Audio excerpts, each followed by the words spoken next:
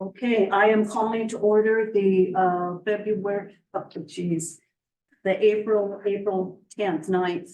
Where are we? The 10th. It is the 10th. Yesterday was the 9th. Yeah, here we are, the April 10th, 2024 Planning Commission meeting. At this time, I will do a call of order and we'll start on the left. Brian Lundgren here. Or Warfield here. Ann Ellis here. Ricky Dyson. Ruth Ann Morris here. Dennis Sutherland. Okay, great. And do we have any visitors here? So I'll let you know if Jonathan checks in. Okay, let us know. Thank you, Arlene. Is there anybody on the, on? No, I don't one's see online. anybody. Okay, so at this point, we will approve the February 14th, 2024 minutes as circulated. You're moving? I'm moving. Okay, are we seconding? I'm not And Brian is seconding, so okay, the minutes are motion by Ricky and Brian to approve the minutes from the February 14th meeting, 2024. All those in favor? Aye. Okay, they stand approved with the Jonathan not here. So we are turning this over to a work session. It looks like I went over the handout and I guess that's where we're at. Yeah, Okay, all right, thank you. yeah, So there's a couple last month we were one short of a quorum, so some of you might hear, a few of you might hear the same thing, but I did add a little bit of additional language and make a couple minor changes that we can go over. But we'll kind of run through each of the sections and then I can answer questions as we go through all of the sections. And we're gonna kind of, similar to how we've done other code updates, we'll kind of take it piece by piece. So at the next meeting, we'll kind of come with another section of the code with some text edits. So in the purpose section, this is some just, I'd say, really clarifying language in terms of the definition of a partition at subdivision. And then we also define a serial partition here. So a partition, this is taking a parcel and dividing it into 2 or 3 lots. And that 3 is kind of the maximum. And once you do more than 3, that's where you kind of cross the line into where you're a subdivision application. And those have stricter standards, but this is just kind of defining it in the purpose section. And then we've also added a serial partition. So this is that's new. Is it serial partition? serial partition. It's a common thing that's regulated in cities because essentially what it's trying to prevent is someone just doing a bunch of partition applications instead of doing one big subdivision application. So if I had a large lot and then I divided it into 3 and then 2 of those were smaller lots, but that rest of it, and then I came back 2 years later and then did another 3 and then came back. So the goal there is that you're not doing these serial partitions, rather it's evaluated all at once. It doesn't mean that all those lots would have to be built all at once, but you get it's in terms of review process with like the roads and everything, it's a lot cleaner and easier to review overall. So any questions kind of on the purpose section? Yeah. So the idea of this is to prevent people from doing one piece and then next, and getting away with not making a subdivision out of it. Yeah, in terms of the road standards, it's a lot easier to have that road built all at once. In terms of if you have, say, 20 lots, and then you're building that road for all of those lots all at once, instead of kind of going through the serial partition process. I'd say it's pretty common in codes to have similar language. So the partition, the serial partition is declared at the same time as a partition. In other words, as soon as it's large enough, it automatically becomes a serial partition. Yeah, we would take a look at the partition to see, like, if it doesn't look like it could be feasibly divided again because of slopes or other conditions, then that would not be considered as a serial partition, but if it's set up where you kind of have an area where it's clear that that road could be extended and partitioned out further down the road.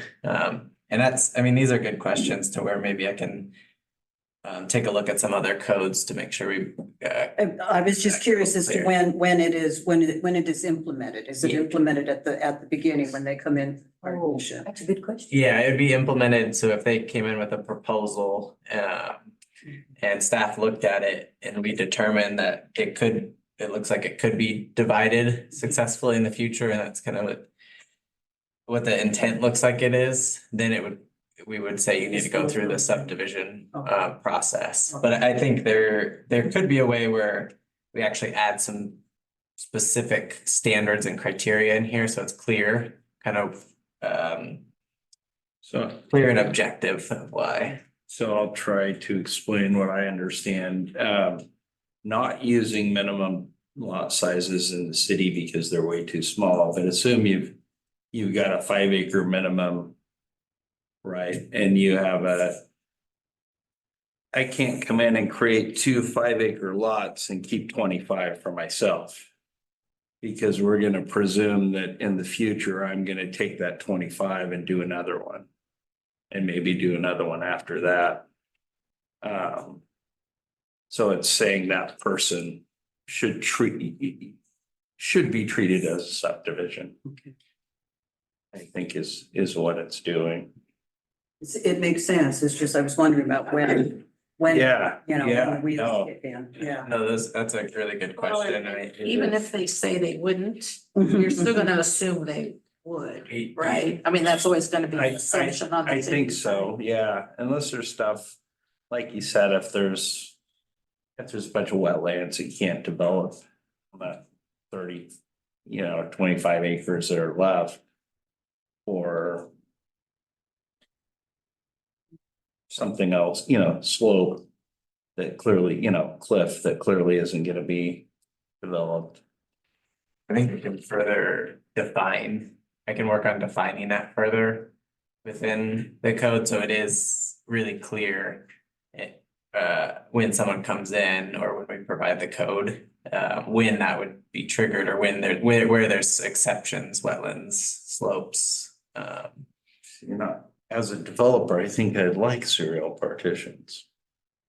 Because that's when, guys will come in and they'll take the old runway, the old Sweet Home Airport, and they'll put in a subdivision and they'll break it up into small tax lots all at once. And then all the tax bill will become due, and that's where they kind of lose their shirt. Yeah. So I don't know.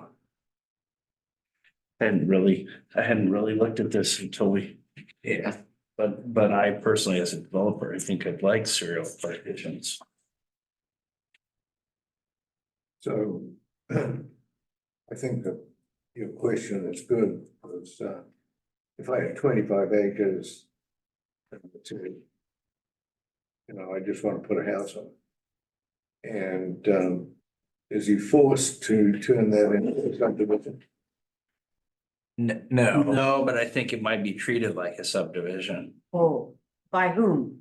The city? by the city. if it's just, are you saying you're just putting one house on a lot, an existing lot? That happens to be 25 acres. Yeah, that would just be a building. Yeah, that would just be a building permit, but if you came in with a 25 acre lot and built did two 10,000 square foot lots in the city. And left the rest of the 25 acres in your big portion. The city wants to be able to plan where the road's gonna go for the future development. It's kind of moot for us in Toledo, but it's still, the premise, whether it's 25 acres or. Yeah, I don't- 5 acres. I don't know that we've had any subdivisions. Not recently, no. Yeah, but the whole real thing is most places in Toledo are the biggest lots are gonna be like 2 acres or 3 acres. Yeah, that's right. And then, Yeah. then there'll be a spot for the house, and the rest of it's gonna be timber conservation or wetland. Or slow. Yeah, or slope, and then, you can, if you can break it off, then you, if it's TC ground, timber conservation, then you gotta pay the back taxes on it to break anything off of it first off. And then it's gotta be okayed by the city and the county and to break anything off of it. And then I've seen recently where the cities, you have to put sidewalks in and stuff and things like that. So if you're on a dead end street, you'll be the only sidewalk at the end of the street on the whole street that don't have sidewalk. Well, I wrote a document that we use as a city that's an irrevocable petition for public improvements.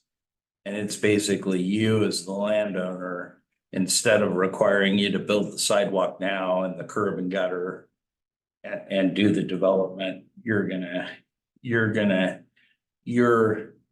not going to object to a petition for local improvement district. If the city does a local improvement district where the whole neighborhood has to pay for their share of the sidewalk,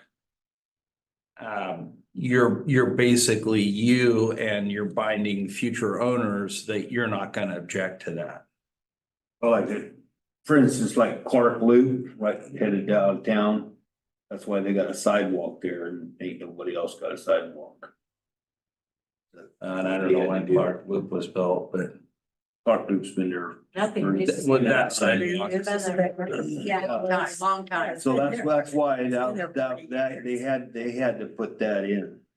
Yeah. So, But they don't have to do that now. oh, yeah. No, they don't. No, he's saying they don't have No, to. you know, we make them sign an irrevocable petition for public improvements. We record it in the recorded documents. And you as the owner are binding yourself and any future owners that if a local improvement district is formed in your neighborhood, that you won't object to it. So a local improvement district is not raising taxes, it's the city basically taking out a loan, doing all the improvements and you over time paying for them. Oh. So the local improvement district, you're saying that if one is formed, you in the future won't object to it. You're binding prior owners, subsequent owners, but we're not making you put in a sidewalk at that point in time. So all I know is the information I received on about 10 years ago, I was looking at putting in not subdividing because that's incorrect.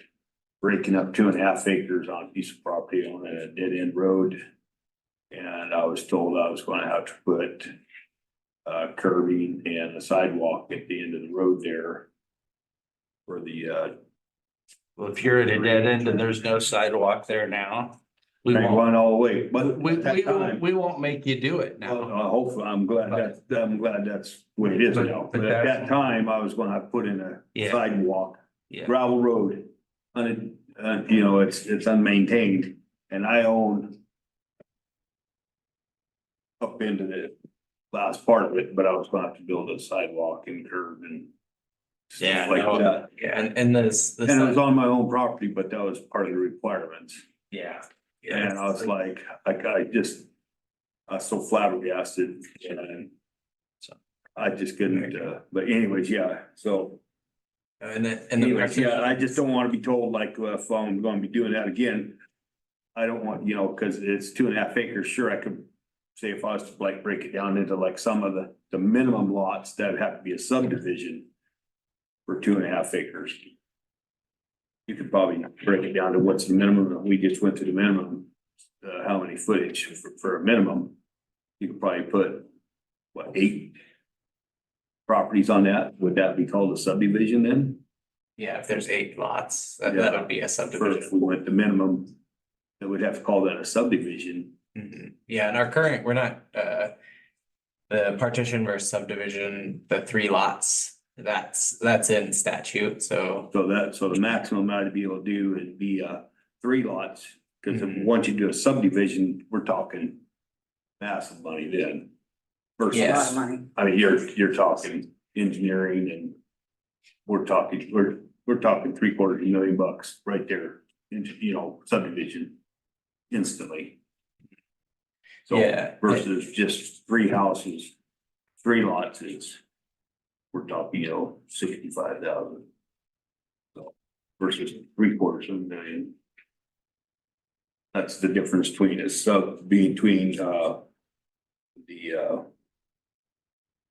It's 4 lots, a subdivision is 4 more yeah, lots so that, within a calendar year. so that's the difference between a subdivision and Yeah. between 3 lots and 4 lots Is is yeah, about 750,000. yeah, I'm 65. not familiar with those, Oh, yeah. It's between 750,000 Yeah. and $65. Yeah. That's how much you're looking at, big swing. Yeah, that is a big difference. That's why there's very few subdivisions here. Yeah. There's guys trying to do it there by the cemetery and across the road from it. So there's a lot of guys want to do that here, but it's too expensive. That's why they don't do it here. Too expensive here. Well, it's expensive everywhere. Not so much, but here. Okay, well, we need to move on to access. I think that's standards. But yeah, what we'll do, we'll come back with some more like criteria in terms of what determines when it's a serial partition. And then, yeah, and going back real quick to the sidewalks, you've seen it, I think, in a few partition applications, it's that there's kind of the option of if you're within, we have to have Public Works review it, but within 500 feet, then there's the sidewalk requirement, and that's in our Public Works standards. We have that, but oftentimes a lot of property owners have signed the irrevocable petition to do those sidewalks at a later time, but that'll run with the property. So that's kind of what's been done more frequently. I think if you're on a main thoroughfare right on adjacent to some existing sidewalks, then it makes sense to where we would require that you're extending the sidewalk and fixing that portion of your sidewalk that your frontage is on. But I think in a case where there's no sidewalks close, that's where signing the petition would be the route that the city's currently taking with that. I don't wanna belabor this again anymore, but I do have a question based on what you said. That the irrevocable document goes along with the property, so if the person who's putting in the serial partition sells those lots, then does that mean that that document goes with that property, and then the purchaser is the one that's gonna be responsible for putting money into that sidewalk? Historically, I think where we've used the irrevocable petition for public improvements is one development at a time, right? We haven't used that in a subdivision or even in a partition that I'm aware of. It's been onesies, but Oh, that makes more sense if it's yeah. just onesies. I was just kind of, as I was listening to you, Yeah, I that's, thought it takes it all out of the owners or the original owners. It absolutely does. Splits it I up, mean, doesn't so it? like you required 15 radio court to do that. There's not sidewalks on either side, and the new owner, if we ever form an LID down the street, is not gonna be able to object to the LID and gonna have to pay his fair share of the local improvement district. on the subdivision side, once you get to bar 4 lot, then up to that 4 lot standard, I think you can see some of the older subdivisions in the city, but even that's where the developer would build out the road with sidewalks and all the utilities, stormwater as well, up to city standards, as a new subdivision. You would see the road built to city standards. It's more, the one-off smaller development where you see that petition. Okay.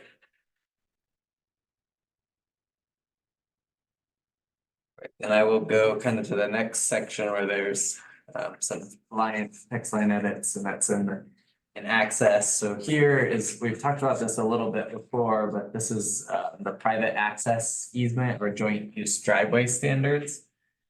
So this is kind of what this is creating and fixing is we have a lot of lots that may be long and skinny, and this gives the option, instead of creating a bunch of flag lots, that's where you kind of have the pole and then the main lot.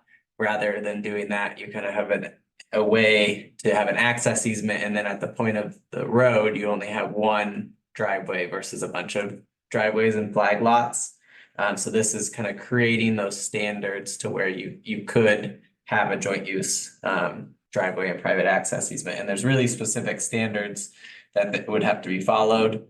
So kind of one thing too here is it would have to be kind of, I'm gonna run through each of these: infeasible due to the parcel shape, terrain, or location of existing structures, unnecessary to provide for future development of an adjoining property. So I think that's key here is this access easement would not be allowed if it's a connection point of a road. So if it's kind of that next parcel to be developed, then that road would need to not be a private access easement, but actually a city road to continue through for the flow of traffic.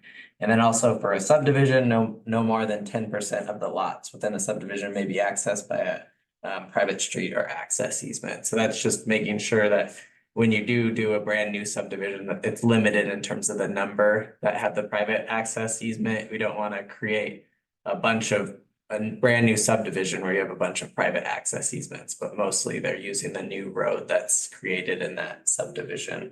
And I've seen that. Yeah. I've seen a developer come in and want to do that, want to do reciprocal easements on both sides of the road, so I think it's good. I think, yeah, it kind of catches. Kind of makes it so you have the main road through the subdivision. And then in cases, if that lot's not perfectly shaped, I think it still allows for you to kind of fit in a couple extra lots where you can have that access easement, but it's limited to the 10%.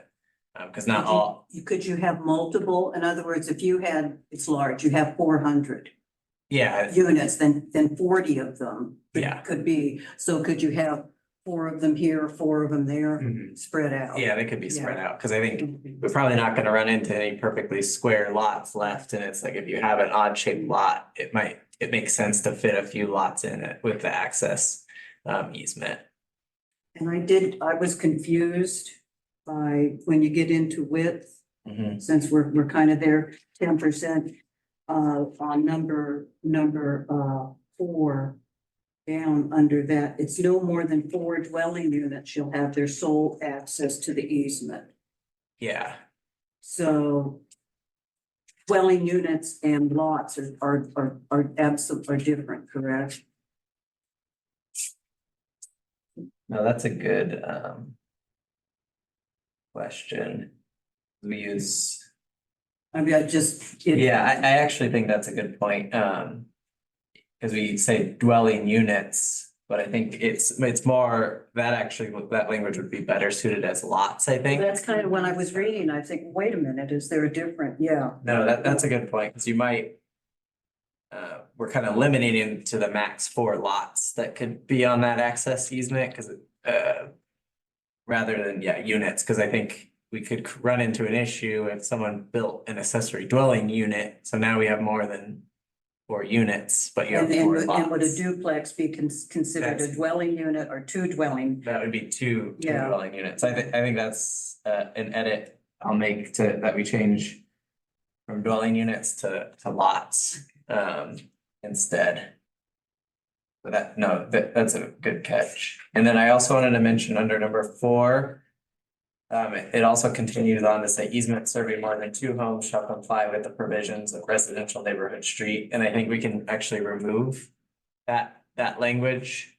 Because we're capturing kind of the width requirements up above, and I don't want to imply that we do have standards for residential streets, but these access easements aren't going to have sidewalks. So you're striking Roman numeral 4 then? Is that what you're- Now just, I think when it's Last easement serving more than 2 Yeah. homes. Easements, And just that last. Okay, sentence. thank you. Yeah. There we go. and we're capturing, because I think one of the concerns would be fire code, but later in the requirements, we're capturing international fire code and fire turnarounds So this, these access easements, you have those width requirements, and we're also, fire would always review those to make sure that there's the turnaround. That they can, it could be a T turnaround or any sort of turnaround that meets fire code, so that they can get fire trucks up and turn them around. So I think that's one of the concern that might come up with these, but it's captured within the code. And then there's, Makes sense on that number 4 to actually leave it as dwelling units, because if, like you say, someone built each lot builds 2 livable spaces, accessory dwelling unit, that's just doubled your amount of traffic on that one easement. Right? Yeah. And that easement is supposed to be like a small thing where it's like kind of limited access, that's the point of this, right? yeah, I think. That's a good point. I think it is limited to those lots, so you wouldn't see more than. An extra ADU or a duplex, but I wouldn't want to prevent someone from being able to build an ADU, especially with the housing crisis challenges. I think it is more density, I think. But at the same time, we would still have catches like later on with like traffic in terms of fire lanes that they couldn't park in to block the lane. So I don't know if there's other thoughts on those. The last part of that might kind of solve that, because if there's basically 2 homes on one lot, then it would need to comply with the neighborhood street. Because that's the part you're talking about taking out too. Yeah, Right? So maybe it's just leave it. leave it in. yeah, we could, Leave it, in other words, leave it as dwelling units or leave it as lots. Is that what you're saying? Or you could Well, change it to lots, right. but then I think you would need to leave the last part. Right, yeah. Because if they're gonna put, say the last lot at the end has accessory dwelling unit, Mhm. then now you've just increased it to 2 homes, or more than 2 homes, I guess. Potentially more Yeah. traffic. Yeah. no, okay, I don't know. that Yeah, no, that's good. makes sense. So I guess the final is we'll change up above the lots instead of dwellings, and then that last sentence with easements, we'll keep that Yeah. as is.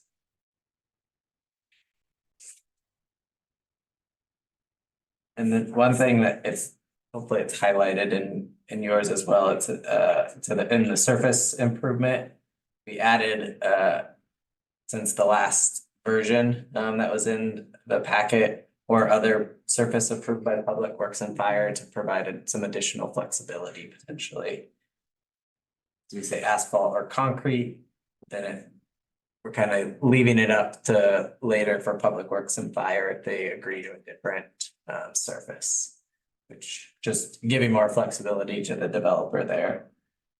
And then one thing that comes up with these private access easements is future maintenance. So what's covered here is there has to be a maintenance agreement that's signed by those property owners, and that would be something that would run with the land. So if that property's sold, that maintenance agreement would stay. So basically that's guaranteeing that it's maintained in the future, and it's really clear that it's not the city that's going to be maintaining that long term. It's those property owners for the access easement.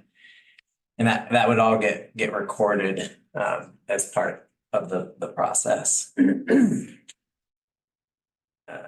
then also there would have to be an easement.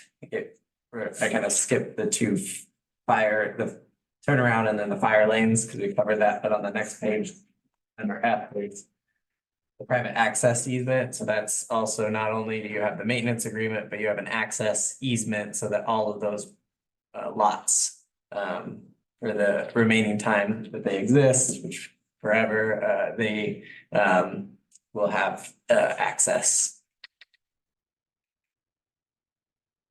And I like the fact that you put in that, and the city isn't responsible for resolving any dispute. Yeah, it's slide, but we want to make it clear. Yeah. That's it. Any questions on that section? In the next section, so it's standards for lots and parcels, so these are kind of the standards for what parcels will look like. Kind of the main, there's a couple things we're doing here. At first, piece is just, it's some additional language about the minimal lot area. It's pretty standard. And then one thing that's covered here is that access strip of a flag lot, when there is a flag lot. That's not included in the calculation for lot area, because in reality, that little flag that you have, you're not gonna be building anything on it. That's where the road is, so that's not included in the minimum lot area calculation. And that's something that wasn't clear in the old code, but this is making that clear. I don't expect, the hope is that now that we offer the option for joint use driveway easements, that we have more parcels going the route of a joint use driveway versus a flag lot option. And here under 2, this next sentence, lots utilizing a joint use driveway that meets the standards, and it refers back to the joint use driveway standards, are exempt from this standard. So this is the frontage standard for ingress and egress. And since there's a joint use driveway, those back, say there's this frontage, there's the road here, and this is the first lot. These back 2 lots won't have frontage on the street, but they'll have access through the access agreement. So it's exempting them from the frontage standard. It's they still have the ability to access the road, they just don't have the direct frontage essentially. Here's a clarification on number 3 here, lot sidelines. We added, instead of just street line, public street, private street, or private access easement for the perpendicular language. And then flag lots, you'll see there's new language here, and we also deleted out some flag lot language, because one thing, again, the hope is we have more of the joint use driveway access easements, but our flag lot standards did create some challenges, because you'll kind of see on that next page, we have that diagram for the minimum and max for a flag length. And what we've run into is there's sometimes where people want a smaller flag than 100 feet. And it's created some challenges with those really prescriptive existing standards between 100 and 150 feet. So what the new language, the access strip shall be, or the proposed new language, the access strip shall be a minimum of 20 feet in width for residential lots and 25 for non-residential. And the improved surface shall be a minimum of 14 feet. The access strip shall not be included in the lot area calculation. If the length of the access strip exceeds 150 feet, the parcel or lot shall include a turnaround for fire district requirements. So that's getting at, I don't think there's any issues with a shorter flag, but once you get to that maximum, the main thing is we want to make sure that there's turnaround for fire access.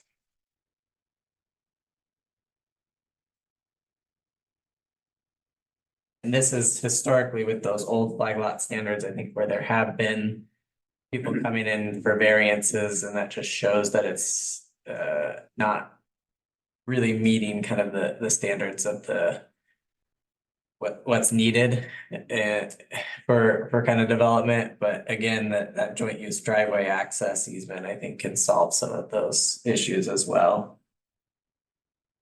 And then here, we have this under 6, we have this lot to width standard.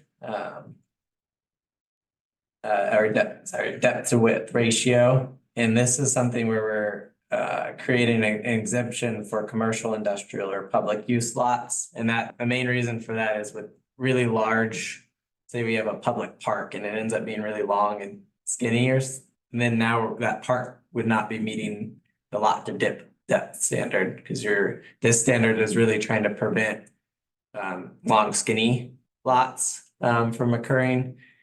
So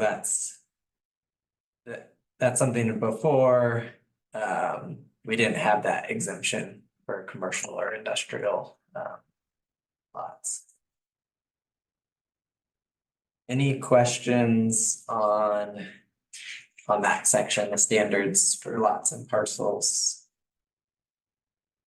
And we're pulling a lot of this from kind of what we heard in our housing needs analysis and some of what we heard in those memos from consultants, trying to take what they said and incorporate it into the text edits.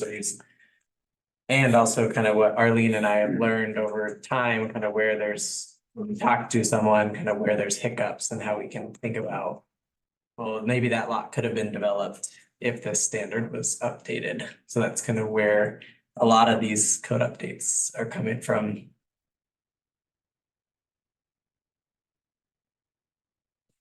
So the next section, here, it's kind of, these next two sections are connected. But this edit, so it'll say now, no plat or replat of a partition shall be recorded or have any validity unless it has approval from the city. So this, before, it was planning commission. So what we heard from the consultants is that partitions, and this is common, that they're approved by staff at the staff level, and then subdivisions are approved by the planning commission at the planning commission level. And that's what this is updating it. So partitions would go to the city, so city staff, and then subdivisions will still come to the planning commission for review and approval. There will be still a public process as part of partitions where neighbors are notified and can provide comments. It says city, but it also says city manager. Is that correct?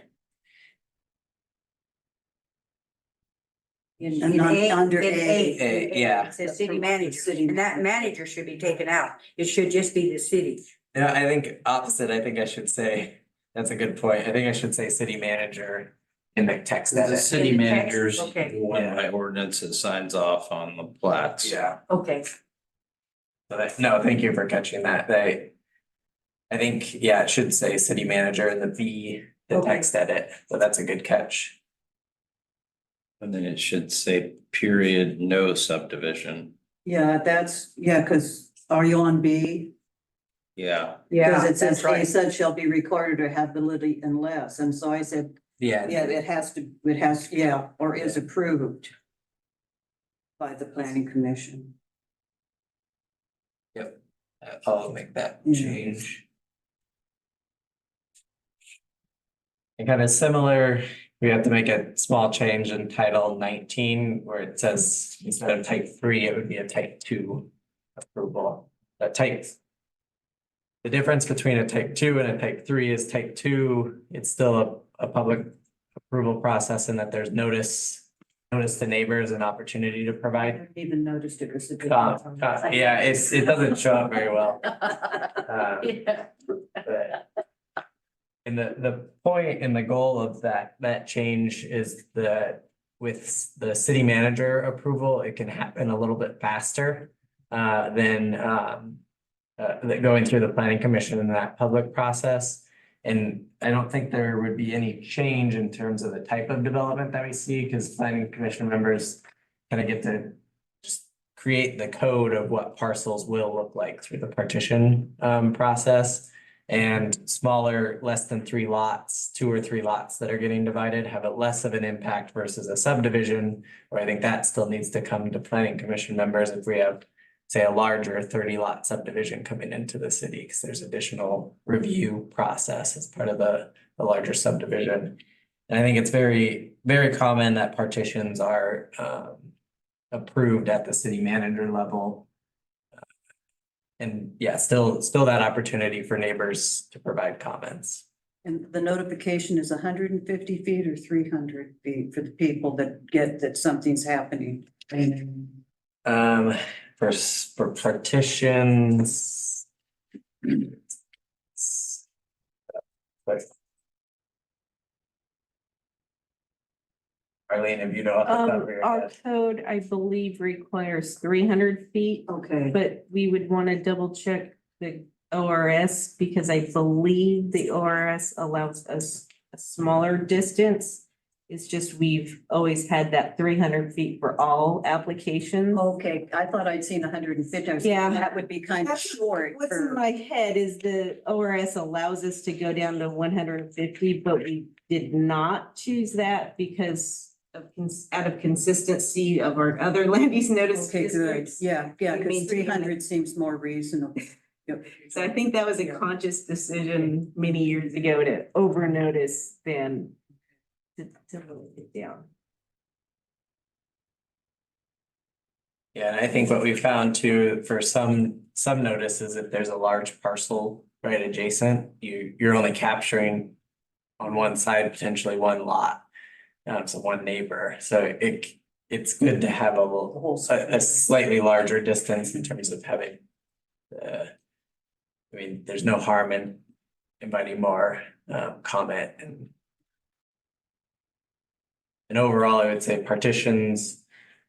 Are the type of application I think planning commission has seen, but there's not really anyone that comes to the partition applications typically. I think with conditional uses, I think that's different, where I think we have a little bit more common to have members of the public attend conditional use applications.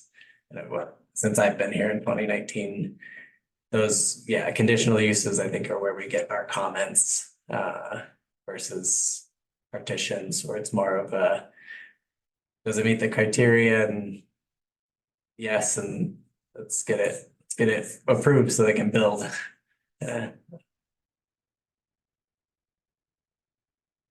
That's everything kind of, Yeah, so it's type 2. yeah, sorry that type 2 didn't show up very well. You're gonna have to start using bright pink or something. Well, thank you. We got, I think, good things to work on. Get it, cleaned up. Discussion items, grant project updates and ELCD and all that good stuff. Yeah, I can kind of go through each of these one by one, and so the ELCD is the Department of Land Conservation and Development. That's our state land use agency. We received a grant, and this was specifically through a House Bill 3395 from the 2023 session. They were giving out grants to basically ensure compliance with state law. So part of it will be, the first step in that grant is a code audit where DLCD staff will kind of be able to go through our code, both going back to both our residential sections. We might have some minor changes there, and then also our subdivision. So I think this can fold into some of the work that we're already doing, but making sure that we're, with all the new House bills that have been out there, that we're in compliance with all the new state rules. So that's kind of the first step of that. And I think it will flow well into kind of the work that's already occurring with this subdivision partition update.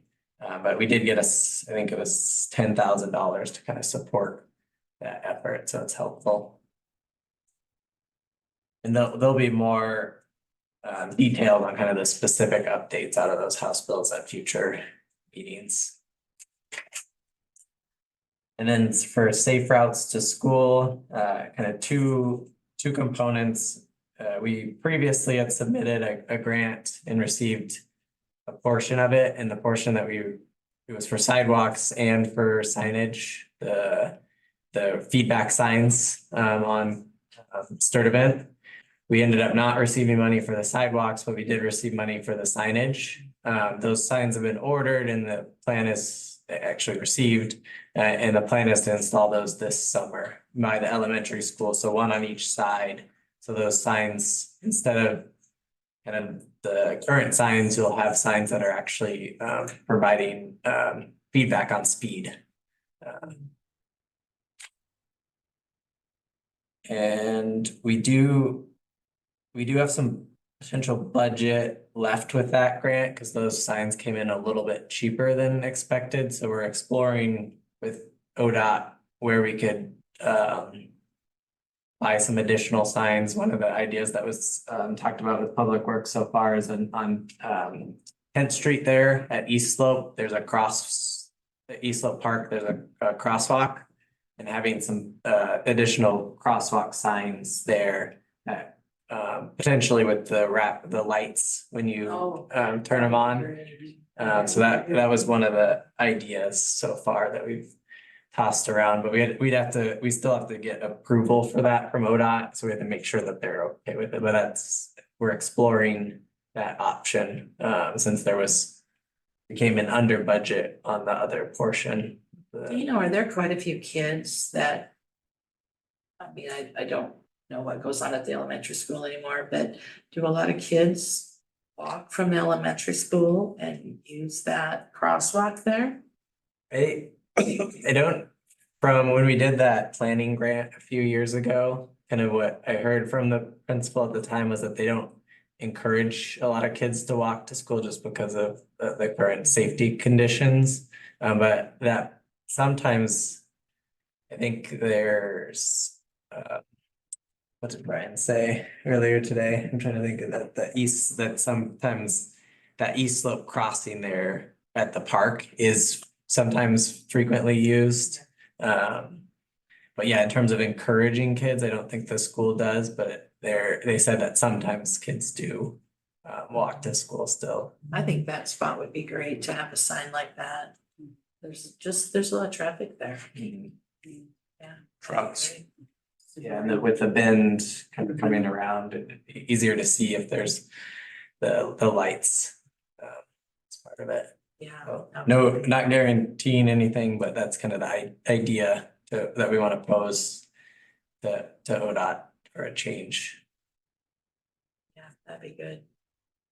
And we also submitted a part 1 application again for the sidewalks on start event. So we're reapplying essentially to see if we can get that portion of the project. So it'd be from the elementary school down to 10th on the east side, new sidewalks is what that grant application is for. So that's in the process. We'll see kind of how they set it up is they give you a general idea of how you scored in part 1 versus other cities, and then you can decide if you want to submit part 2. And there's a little bit more scoring that goes on, but you get a good idea kind of where you would fall in the scoring. So that's, I think we'll probably find out late April, early May, kind of where we fell. And then part 2, I think is due sometime in, I believe, May. Paloma's sure got some funds, it looks like. Yeah. It's amazing. Yeah, that's a never ending. It seems like that's never ending. Yeah, just think up there, then they come here. Been going ever since I lived in Oregon. Yeah, it's Just gone keeps on a going long and going. They also know how to do it. Main Street, yeah, it's amazing. Yeah, I'm not sure their funding source. I don't think it was safe routes to school, but yeah. Speed trap money over the years. No, it's supposed to be big trucks. Yeah. can't right now. There's only one lane through there. Well, you wait till it opens to 2 lanes, then you go around. Sorry, I didn't say that out loud. No, it didn't say that out loud. We didn't hear it. We didn't hear it anyway. We didn't hear I think the city of Florence has made a lot of money over the tickets they wrote over the years there. They probably have. Oh, boy. I watch. I've never been through there without seeing somebody pulled over. I come through all the time, though. Yeah, I've had you guys cross through there every day, sure, so. Yeah. Yeah, they always make, they've got to make a fun. Cause they always make a bundle. The last grant is the Oregon Parks and Rec grant for a parks master plan. So previously there was a small grant received for Arcadia Park for construction, and that was the bathroom that's almost complete, and then some other improvements at Arcadia Park. But kind of in talking with the city manager, Doug, something we wanted to do was apply for a parks master plan. So that would, the master plan would do in the comp plan, we had a little small inventory of our existing parks, but this would kind of take a comprehensive look at all of the parks in the city, kind of what exists, what improvements are needed, and give like a ballpark cost estimate for some of those improvements.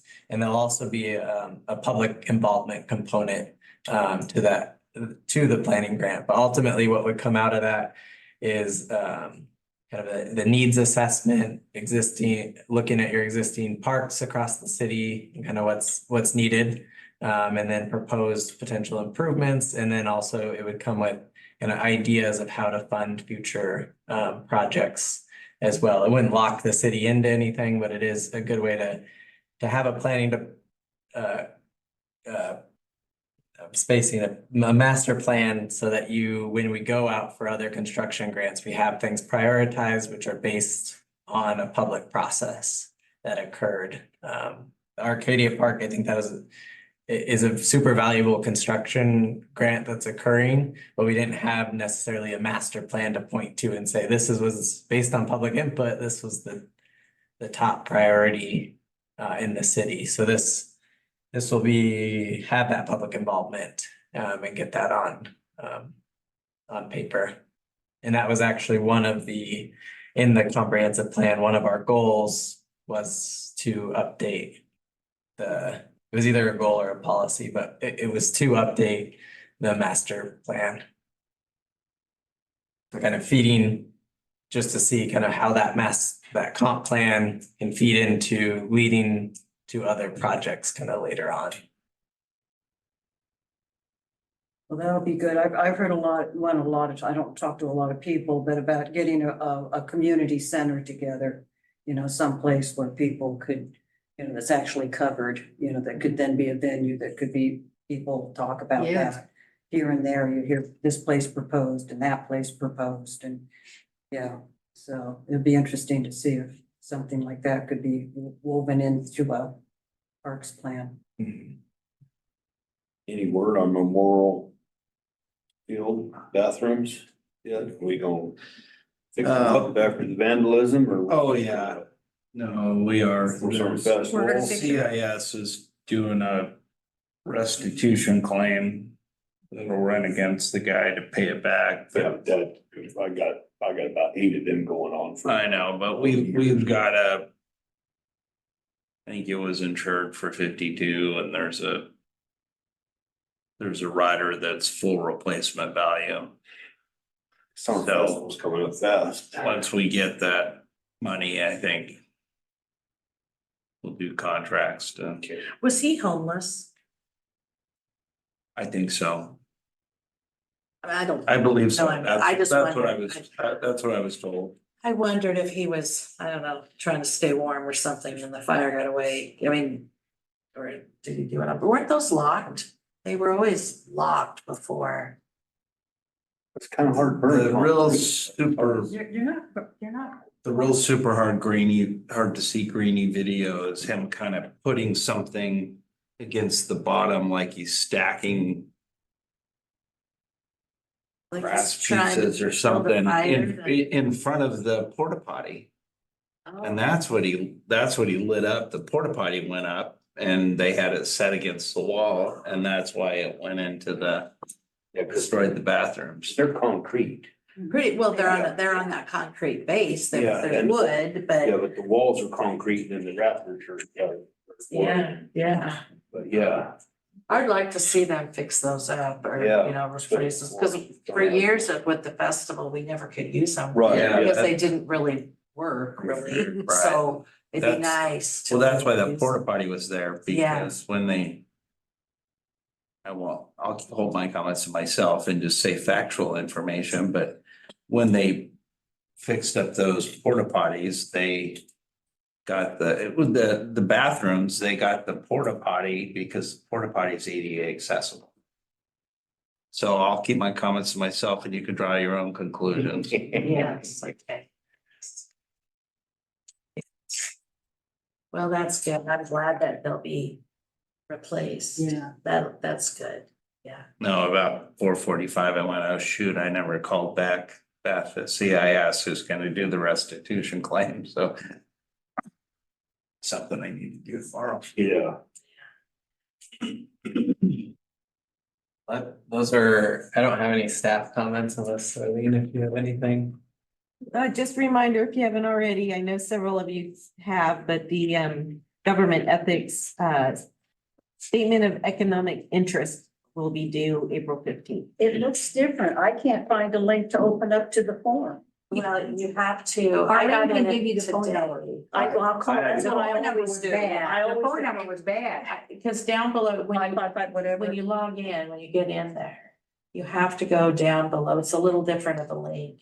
But I was able to do it today and I was successful to change my email Oh, good. because I hadn't. Oh, right. Any notification because it was still going to the bank.